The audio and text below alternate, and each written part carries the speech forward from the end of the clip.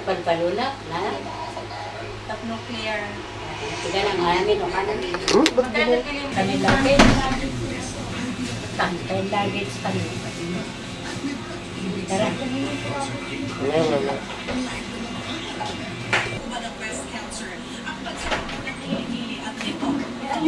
Usually, that's really not a sign of cancer.